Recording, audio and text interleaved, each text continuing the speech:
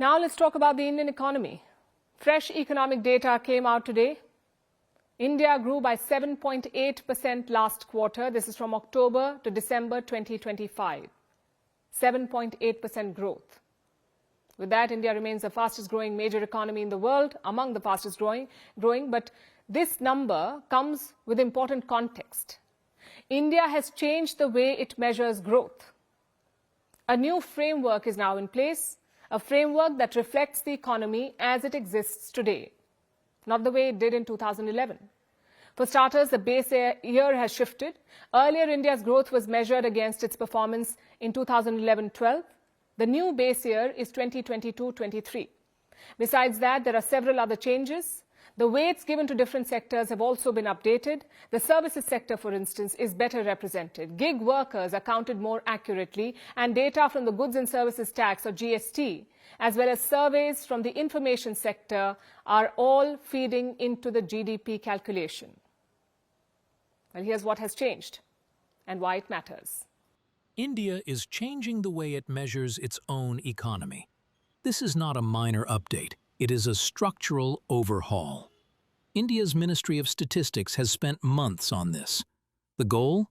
To improve how India calculates its GDP, make it more sharper, granular, and far more reflective of the Indian economy as it stands today.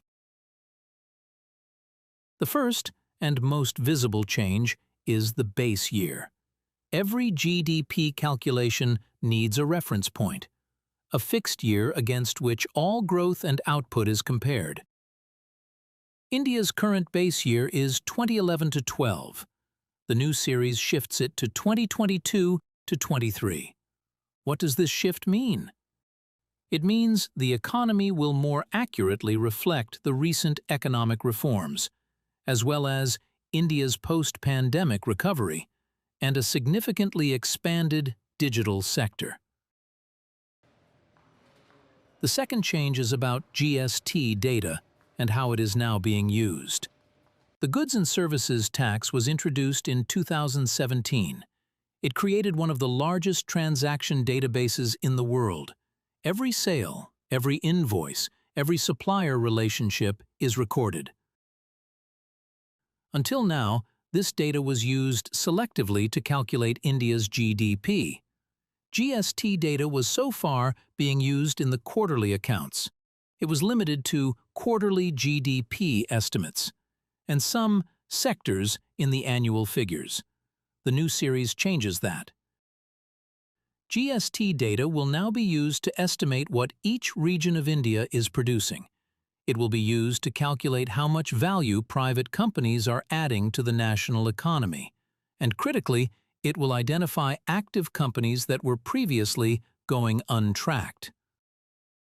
The third change is about households and India's vast informal economy. Household activity is one of the most difficult things to measure in any economy. Self-employed workers, small enterprises, unregistered businesses, they contribute enormously. But in the old series, much of this was estimated through extrapolation.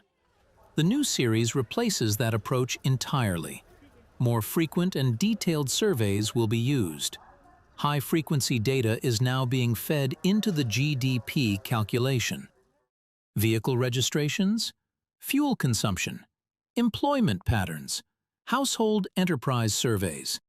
They are ground-level signals, and India is now using them to fill the gaps that older methods left behind. The fourth change is about the gig workers. India's economy has changed shape over the last decade.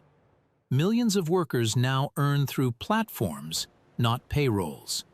Cab aggregators, food delivery, freelance marketplaces.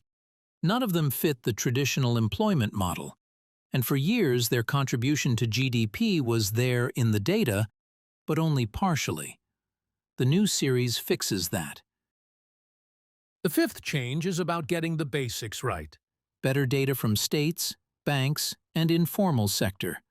For years, India's GDP figures used stand-ins where real data did not exist. Estimates for banks, approximations for financial companies, rough calculations for agriculture. Now, actual numbers are being used instead. Banks are reporting real figures. Financial companies are submitting real accounts. Farmers, fishermen, and grassland workers.